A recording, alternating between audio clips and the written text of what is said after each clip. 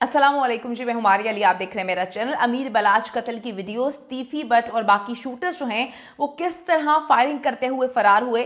Case का रुख मुकम्मल तौर पर तब्दील हो चुका है। बलाच को मारने की ऐसी प्लानिंग कि पुलिस जो है वो सर पकड़ के बैठ गई है। वो इतनी हैरान है कि समझने से कासिर है कि पहले क्या हुआ और अब चीजों को किस तरह से हैंडल किया जाए। सिर्फ एक तरफ से गोलियां चलती रही, बिल्कुल सही सुन रहे हैं आप, सिर्फ एक साइड से गोलियां चलती रही और अमीर बलाच के जो गार्ड्स थे वो आंखें फाड़ते हुए तकते रहे। इतने महंगे गार्ड्स रखने का क्या फायदा जो इस सारे मामले को सिर्फ देखते ही रह गए। शाह आलम मार्केट में मौजूद एक प्लाजा, इस प्लाजा की कहानी ये थी कि इस प्लाजा को खाली करवाने पर तीफी बट को बहुत तप चढ़ी थी, बहुत गुस्से में था और इस प्लाजे की वजह से उसने अमीर बलाच को जो है कत्ल करने का प्लान बनाया। टीपू ट्रका वाला की तरह बलाच को मारने भी तीफी बट जो है वो खुद मौजूद था, यानी कि पहले भी तीफी बट की मौजूदगी के आसार, शवाहिद, हर चीज मिली थी, लेकिन छोड़ दिया गया उसको और इस बार भी इसकी शवाहिद मिले हैं और अब ऐसा लगता है कि इस बार भी कानून कुछ नहीं करेगा, इसको छोड़ देगा।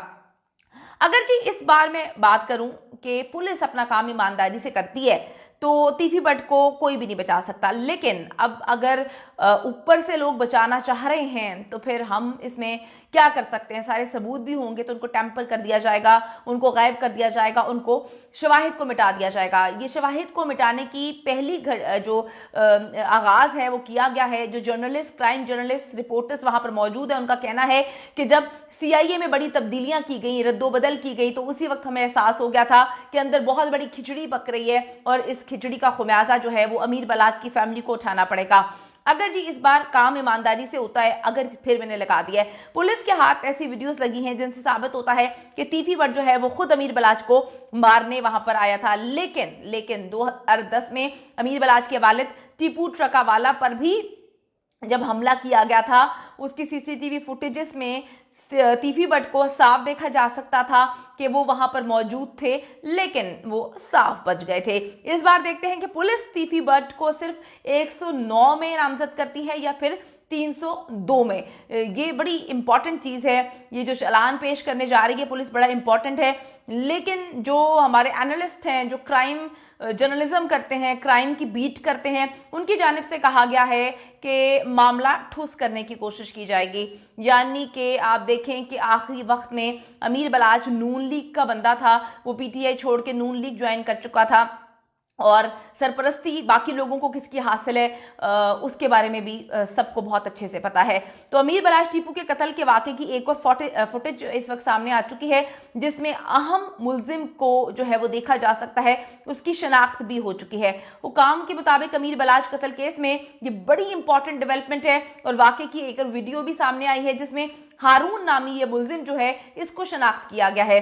वकूए के रोज मुल्जिम हारून ने अमीर बलाच टीपू पर फायरिंग की मॉनिटरिंग की, जबकि फरार होने से पहले हारून ने फायरिंग करना शुरू कर दी है। बलाच पर फायरिंग करने वाला मुल्जिम मुजफ्फर हारून को अपने साथ लेकर आया था और जैसे ही फायरिंग होती है भगदड़ मचने से हारून मौके से फरार हो गया। वीडियो में हारून को 5 गोलियां चलाते हुए देखा जा सकता है, जिसके बाद शूटर मुजफ्फर भी गोली लगने से जो है वो गिर जाता है और मर जाता है। वीडियो में सुर्ख रंग की जैकेट में मलबूस जो है हारून को जाए वकुआ से फरार होते हुए साफ देखा जा सकता है। शादी की कुछ तस्वीरें जो है वो मंजर आम पर आई हैं, उसमें तीफी बट का साला दानी भी नजर आ रहा है, जबकि तीफी बट सीसीटीवी फुटेजेस में गाड़ी में मौजूद पाया गया है। यानी कि जब टीपू ट्रकावाला को भी कत्ल किया गया था उस टाइम भी जो है पुलिस क्लेम कर रही है कि सीसीटीवी में जो है तीफी बट मौजूद था और एक बार फिर से क्लेम किया जा रहा है कि इस बार की सीसीटीवी फुटेजेस में भी साफ देखा जा सकता है कि तीफी बट जो है वो गाड़ी में मौजूद था। अब अमीर बलाच के करीबी दोस्त के मुताबिक कुछ अरसा कबल शाह आलम मार्केट में एक प्लाजा खाली करवाने पर कुछ दुकानदार जो हैं वो तीफी बट के पास जाते हैं और वहां पर जाके अमीर बलाच जो है कहते हैं कि जी जबरदस्ती हमारी दुकानें जो है हमसे खाली करवा रहा है, वो हमारी दुकानें गिराकर वहां नया प्लाजा बनाना चाहता है। इस पर तीफी बट ने कहा कि मेरे होते हुए लाहौर में कौन बदमाशी कर सकता है, कौन ऐसा पैदा हो गया कि वो किसी की दुकानें लेकर जो है वो प्लाजा बनाए। तो अब कहते हैं कि दूसरे की लड़ाई में या दूसरे के मामले में उसको देखे बगैर ये उसमें इन्होंने कूदा और कूद के इन्होंने इतना करोड़ों रुपया लगाकर बलाच को कत्ल करना आसान नहीं था। बलाज को कत्ल करना इतना मुश्किल था, यहां से अंदाजा आप लगाएं। मैं सिक्योरिटी के हवाले से नहीं बात कर रही, सिक्योरिटी तो उनकी इंतहाई नाकिस थी, इंतहाई बुरी सिक्योरिटी थी उनकी, जो उनके इर्द गिर्द थे। पता नहीं आज से पहले तक अल्लाह उनको कैसे बचाता रहा है। इंतहाई नाकिस सिक्योरिटी थी। जितने भी एनालिस्ट इस पर बात कर रहे हैं, क्राइम रिपोर्टर्स बात कर रहे हैं, वो कहते हैं कि बलाज को का जो कत्ल होना सिक्योरिटी की नाकिस पन की वजह से ये अमल हो पाया है। इतना उसको मुश्किल था कत्ल करना कि करोड़ों रुपया लगा चुके हैं। 5 करोड़ तो सिर्फ रैकी करने वाले एक बंदे को दिया गया। आप सोचें कि जो कत्ल कर रहे थे उनको कितने पैसे दिए गए होंगे। अब जी वो कहते हैं, तीफी भट्ट साहब कहते हैं कि मेरे होते हुए लाहौर में कौन जो है वो बदमाशी कर सकता है। यही वजह थी या कोई और कब्जे की वजह थी, जिनके बाद तीफी भट्ट ने अमीर बलाज को हटाने का प्लान बनाया। कत्ल की वीडियोस जो हैं वो देखकर पता चलता है कि ये बहुत बड़ी प्लानिंग थी, बहुत बहुत बहुत बड़ी प्लानिंग थी और करोड़ों रुपया इस पे खर्च हुआ है। शूटर्स हायर करने से लेकर गाड़ियां लेना, सारी गाड़ियां रेंट पे ली गई, फिर असलहा लेना, वो असलहा ऐसा इस्तेमाल किया गया है कि इनको ट्रेस ना किया जा सके, और फिर मुल्क से फरार होना। इतनी बड़ी प्लानिंग के लिए जो है वो बहुत बड़ी रकम जो है वो चाहिए होती है, खर्चा जो है वो बहुत ज्यादा किया गया। तो पुलिस, सीआईए के मैं अल्फाज बोल रही हूँ, सीआईए की जानिब से क्लेम किया गया था, कहा गया था सरपरस्ती है पुलिस के बड़े अफसरान की, उन्होंने ये बात की थी, ऑन रिकॉर्ड ये बात थी, लेकिन उसके बाद रद्दोबदल हुआ और आज तक ये नहीं पता चल सका कि पुलिस के कौन से वो बड़े अफसरान थे जिन्होंने तीफी भट्ट और गोगी भट्ट को जो है उनकी सरपरस्ती की है, उनको जो है ग्रीन सिग्नल दिया है, उनके साथ जो है हाथ मिलाया है। ये वही कोई बहुत ही बड़े लोग थे जिन्होंने सीआईए में काम करने वालों की तब्दीलियां करवा दी, यानी कि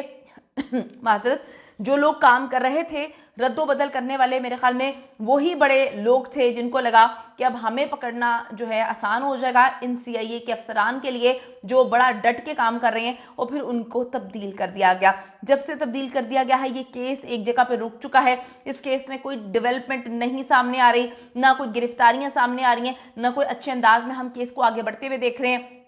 चलान बता देगा, चलान जैसे ही इस केस का आएगा कल्ला कमा हो जाना हर चीज का कि जो सीआईए में तब्दीलियां की गई थी वो किसकी ईमा पे की गई थी, क्यों की गई थी। मौसम बहुत ख़राब है, ना सिर्फ पाकिस्तान का बल्कि हर तरफ जो है वो मौसम ने आग लगाई हुई है। अगर इंसाफ होना शुरू हो जाए इस मुल्क में, यकीन करें किसी की हिम्मत नहीं है, किसी का बाप भी जो है किसी का कुछ नहीं उखाड़ सकता इस डर से कि इस मुल्क में सजा और जजा है। लेकिन क्या करें, लाहौर के डेरादारों के मुताबिक तीफी भट्ट ने यकीनन अमीर बलाज को अपने रास्ते से हटाने के लिए बहुत जो है कष्ट काटे हैं, बहुत ज़्यादा इम्प्लीमेंटेशन की है, बड़ी प्लानिंग की है। और देखें अब पुलिस क्या करती है, कैसे मामले को हैंडल करती है।